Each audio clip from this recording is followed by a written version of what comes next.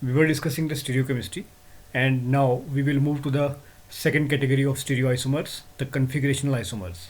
So, as per the definition, they represent different spatial arrangement of atoms or groups in a stereoisomer, and they are called configurations or configurational isomers. And this phenomenon is called configurational isomerism. These isomers can be interconverted only by breaking and remaking of covalent bond. अब ये important है यहाँ पे. Conformational में हमने देखा था कि सिग्मा बॉन्ड के अक्रॉस कार्बन कार्बन की जब रोटेशन होती थी तो डिफरेंट डिफरेंट टाइप के कन्फर्मेशनल आइसोमर्स वहाँ पे बनते थे. But in case of configurational isomers वहाँ पे हम यहाँ पे हम रोटेशन नहीं देखेंगे. यहाँ पे इंटर कन्वर्जन होगी बाय मेकिंग और ब्रेकिंग ऑफ बॉन्ड्स. जब एक आइसोमर दूसरे में कन्वर्ट होगा तो ऑल टुगेदर बॉन्ड ब्रेक हो रहे होंगे और रीमेक हो रहे होंगे. रोटेशन वाला कंसेप्ट नहीं है इसमें, उससे टोटल अपोजिट कंसेप्ट है. So these type of isomers are called configurational isomers, and they can be broadly classified into two main categories: optical isomers and geometrical isomers. So we will first discuss the optical isomers or optical isomerism. Now, just to define optical isomerism, first of all we must have some idea about chirality or chiral nature of the molecules. Now let's try to learn what is chirality. Any object can be viewed in a mirror revealing it's mirror image. मतलब किसी भी चीज़ की जब mirror में देखते हैं तो उसकी एक इमेज बनती है. For many objects the mirror image is identical to the actual object. In such a case the object and its mirror image are said to be superimposable. मतलब जब किसी ऑब्जेक्ट को मिरर में देखा और उसकी मिरर इमेज के ऊपर अगर हम उस ऑब्जेक्ट को रखते हैं और वो उसकी जो इमेज बनी हो बिल्कुल उसको हाइड आउट कर रही है, कम्प्लीटली उसको एक्लिप्स कर रही है एक तरह से, तो उसको हम कहते हैं super imposable. Many familiar objects like hands are non-superimposable on their mirror image. For example, a right hand and a left hand are mirror image of one another, but they are not identical. अभी यहाँ पे show किया है ये mirror है और इसमें हम एक लेफ्ट हैंड को देख रहे हैं, तो वो जब मिरर की जो इमेज होगी वो एक तरह राइट हैंड की तरह दिखेगी. और जब इस लेफ्ट और राइट को हम एक दूसरे के ऊपर रखते हैं तो कम्प्लीटली हाइड नहीं होते. आप देख रहे हैं कि यहाँ भी थंब बाहर जा रहा है और इस हैंड से भी थंब बाहर जा रहा है. तो ये जो ऑब्जेक्ट्स हुए ये नॉन सुपर इम्पोजिबल हुए क्योंकि इसकी जो इमेज है और जो ऑब्जेक्ट है एक दूसरे को कम्प्लीटली हाइड नहीं कर रहे हैं. सो ये non super impossible mirror image relationship हुआ यहाँ पे. So a left hand will not fit into right hand glove and a right hand glove will not fit into left hand glove. This phenomena is called chirality. Now the concept of chirality can be applied to the organic molecules also.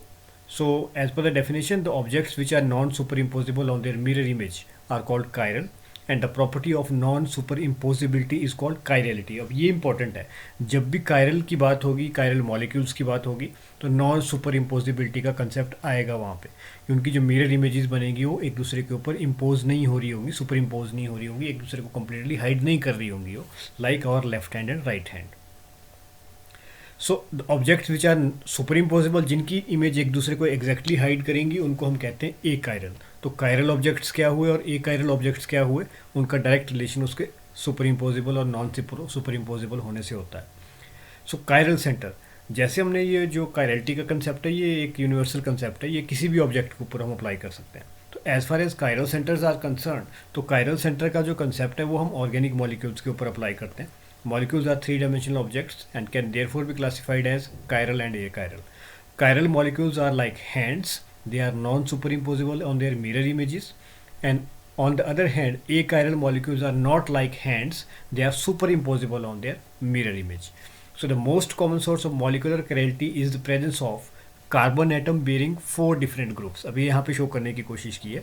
एक carbon है, इसमें जितने भी चारों group लगे हुए वो different nature के, वो इस नंबरिंग से शो करने की कोशिश की है. तो जब हम इसकी इमेज यहाँ पे देखते हैं तो वी कैन से इफ़ हम इस मॉलिक्यूल को अगर यहाँ से उठा के इसके ऊपर इम्पोज करने की कोशिश करें, सो वी विल सी कि 4 की जगह पे 2 आ रहा होगा और यहाँ 2 की जगह पे 4 आ रहा होगा. सो नेट इफेक्ट की हम इसको सुपर इम्पोज नहीं कर सकते हैं इसके मिरर इमेज के ऊपर. सो दैट इज़ वाई यहाँ पे जो रिलेशनशिप बना वो नॉन सुपर इम्पोजेबल का बना. इसका मतलब ऐसा कार्बन जिसमें चारों के चारों ग्रुप डिफरेंट लगे होते हैं वो कायरल कार्बन होता है, उसकी जो इमेज बनती है वो non superimposable mirror image बनती है.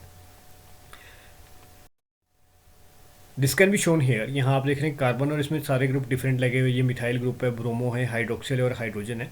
तो जब हम इसके मिरर इमेज देखते हैं तो हम इस मॉलिक्यूल को, ऑब्जेक्ट को और उसकी इमेज को कम्प्लीटली हाइड आउट नहीं कर सकते, इम्पोज नहीं कर सकते हैं एक दूसरे के ऊपर।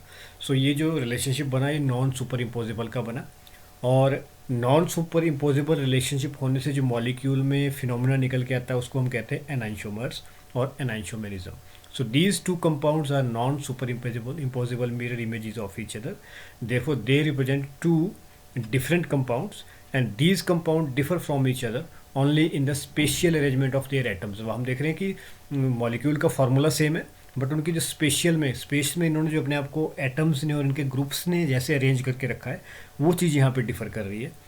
सो molecules that are non super impossible mirror image of each other are called enantiomers, और इनका ग्रीक मीनिंग होता है अपोजिट। इस अपोजिट का मतलब है कि वो बिल्कुल अपोजिट नेचर के होते हैं। ये अपोजिट वर्ड क्यों यूज़ किया वो मैं आपको आगे बताऊंगा जब ऑप्टिकल एक्टिविटी का कंसेप्ट आएगा।